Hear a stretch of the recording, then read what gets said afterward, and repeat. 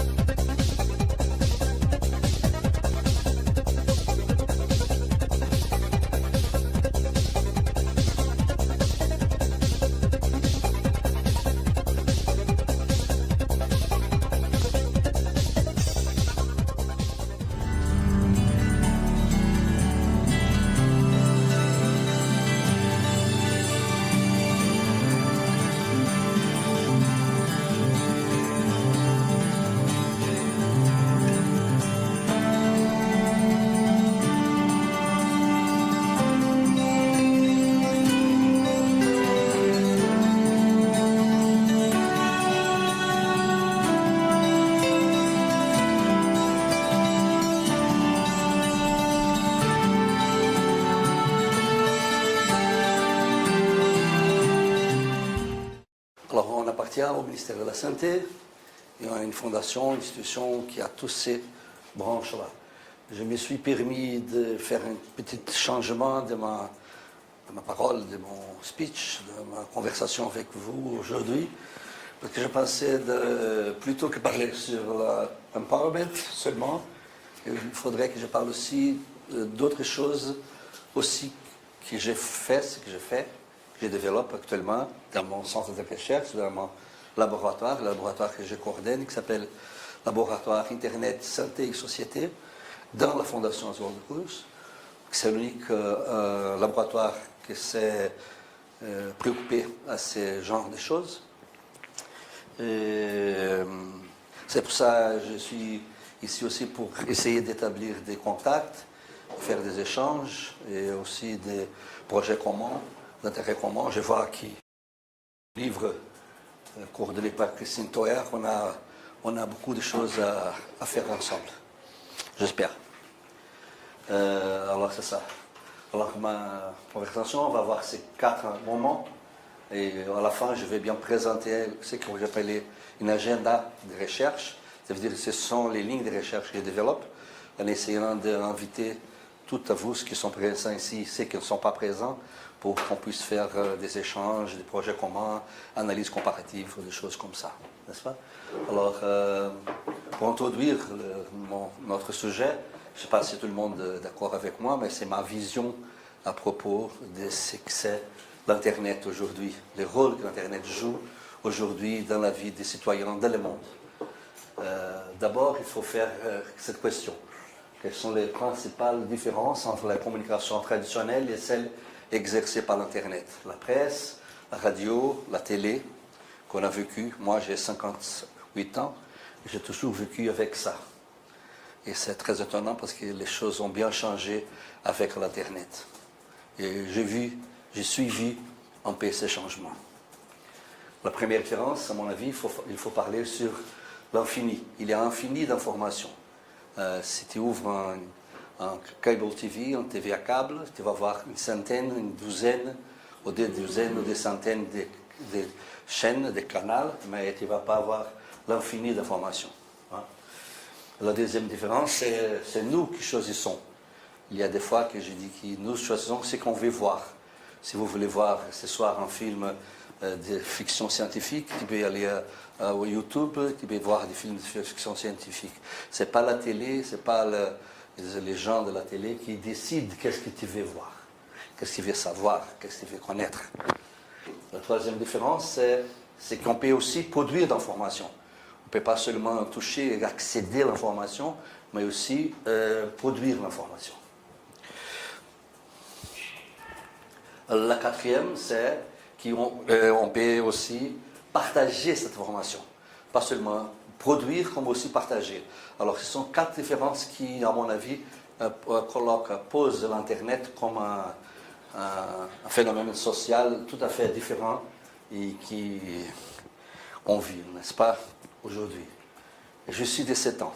Moi, quand j'étais jeune, le téléphone était quelque chose comme ça, très lourd. Il fallait mettre les doigts ici, 2, 3, ça c'est le téléphone. Quand je parle à mes enfants, mes étudiants qui ont 25, 20 ans, ils ne croient pas. Ils ne croient pas. Ils ne croient pas que j'ai utilisé, quand j'ai fait mon mémoire de DIA en France, une machine à taper qui s'appelait Remington. Il s'appelait Remington Ipanema, qui c'est à la plage de Rio de Janeiro, parce qu'elle était très légère, on pourrait se promener avec elle. Et tous mes collègues en Paris disaient « Ah, comment tu as une machine à taper comme celle-là qui peut se promener avec elle ?» Ils disaient « Ah non, c'est Remington Ipanema. » On pourrait se promener avec une machine à taper. Ça, c'était il y a 30 ans. Alors, c'est un changement rapide. C'est un changement inattendu. S'il y a quelqu'un ici qui, en 1990, pourrait dire qu'on pourrait être dans ces moments-là, 2017, avec la vie qu'on vit, cette personne pourrait être reconnue comme fou ou comme folle. Irréversible. Cette question d'irréversible, je vous demande ça. Est-ce qu'il y a quelqu'un de cette salle qui peut vivre sans Internet? Peut-être maintenant, quand je donne des cours, il y a des problèmes parce que les élèves n'arrivent pas à tourner, comment on dit, pour tourner off, turn off, fermer le cell, le mobile, pour l'Internet, pour le Facebook. Ils arrivent à être dans la salle et aussi en touchant l'Internet. Ils n'arrivent pas jamais à pouvoir faire rien sans être dans l'Internet. Alors quand il n'y a pas de signal, alors ça c'est une chose que les gens ont des réactions absolument surprenantes. Alors ne soyons pas naïfs, n'est-ce pas? Ne soyons pas naïfs parce qu'il y a toujours l'exclusion numérique, n'est-ce pas? Tu vois, c'est la dernière donnée que j'ai, l'Afrique avec 28% de la population qui ont accès à l'Internet, mais tu as le Brésil, n'est-ce pas, qu'il y a des 100 millions de population et 139 millions d'accès à l'Internet, mais il y a plus de gens qui ont des cellulaires que la population. Il y a des gens au Brésil qui ont 2-3 cellulaires, 3 mobiles. Mais la croissance est très grande, n'est-ce pas, en comparaison aux autres pays. Mais à Bangladesh, la croissance est aussi, et aussi à Nigeria. Alors cette exclusion digitale, l'exclusion numérique, est en train de diminuer de plus en plus. Grâce à la convergence digitale, qu'on dit, où beaucoup de technologies d'information et de communication sont arrivées dans les mobiles. La fracture numérique, il y a un problème de revenus, il y a un problème de capacités, de compétences. Il y a aussi au Brésil, il y a toutes ces discussions liées à l'accès à l'Internet avec un droit de citoyenneté, comme le droit de voter, où on doit avoir le droit d'avoir accès à Internet. Ça, c'est un débat dans les congrès, dans la société brésilienne. Et le deuxième enjeu, c'est l'enjeu de la qualité de l'information. Comme tout le monde peut produire l'information, la mauvaise qualité d'information peut arriver des rumeurs, peut arriver des commérages, peut arriver des mensonges.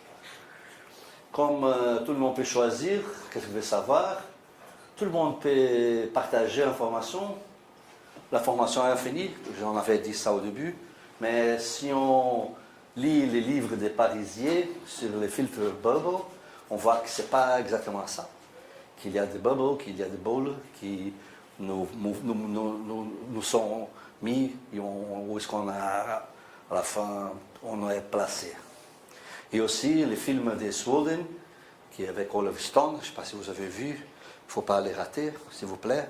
Il faut les passer dans la salle avec les élèves, où les informations sont toujours utilisées par les services de renseignement, de surveillance, ou par différentes entreprises. Je n'ai pas posé dans mon Facebook que je suis ici, mais je reçois tout un coup dans mon Facebook d'avertissements sur des magasins et de supermarchés, tout ça à Montréal. Mais je n'ai pas posé dans mon Facebook. Ils savent que je suis ici. Ils sachent que je suis ici. Donc ça, c'est un gros boulot, une grosse question, à mon avis. Mais il y a aussi les mouvements, je ne sais pas si vous la suivez, c'est le SaferNet. C'est tout un mouvement d'éducation et aussi de législation pour protéger les citoyens par rapport à l'information. Alors, quand on pense en santé, qu'est-ce qu'on fait pour obtenir de l'information sur santé? Premièrement, on demande à un collègue, on demande à un parent, on demande à un voisin. On achète un journal. On achète un journal dans les kiosques. On écoute radio. Non, on écoute radio, non. On regarde la télévision. C'est dans cet endroit qu'on va chercher l'information sur la santé, ou c'est ici?